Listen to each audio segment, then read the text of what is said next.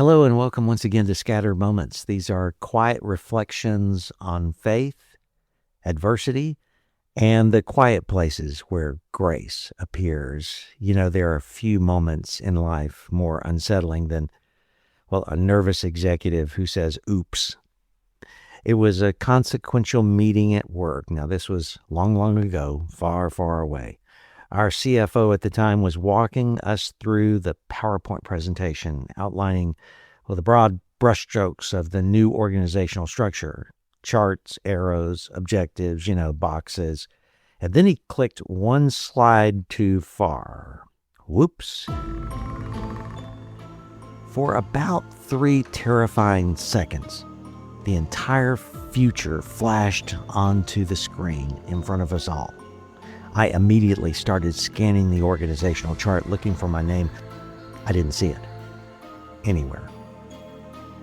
Now, to be perfectly honest, I didn't really think that I was going to be unemployed, but you got to know me.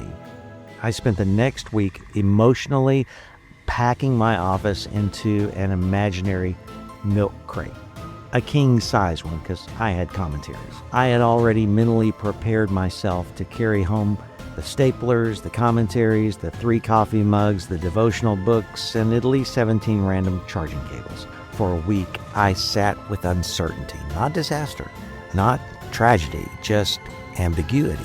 And honestly, ambiguity can feel harder than hardship sometimes. I mean, I don't know about you, but I want details. I want timelines. I want definitions. I want God to provide a 5-year strategic plan for my life, complete with color-coded charts and maybe a downloadable PDF.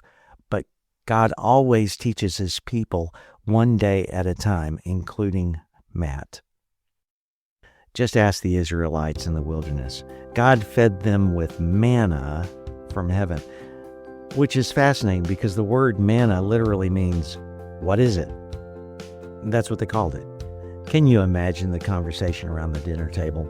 Kids, come eat your what is it? Would you please pass the what is it? Is this what is it gluten-free? You got what is it on my quail. Well, you got quail on my what is it? I think the what is it needs salt.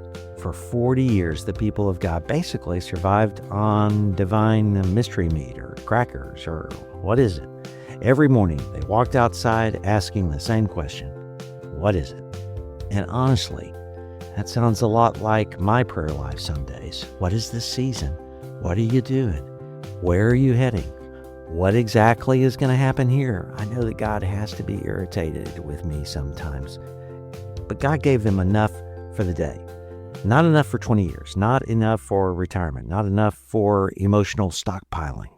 Just daily bread, daily mercy, daily grace. And maybe that's one of the hardest lessons of faith, learning to trust God when we cannot define what he's doing.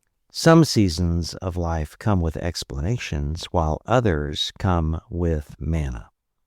Some prayers are answered with clarity. Others are answered with, enough grace to make it until the next morning. Corrie ten Boom once said, never be afraid to trust an unknown future to a known God. I love that. Because eventually I did find out where my name belonged on the organizational chart. But even if I hadn't, God would still be faithful. The wilderness may feel unfamiliar to us, but it is never unfamiliar to him. And maybe that's what it's all about, because faith is learning to wake up each morning and gather whatever God places on the ground before us, even when we still find ourselves whispering, what is it?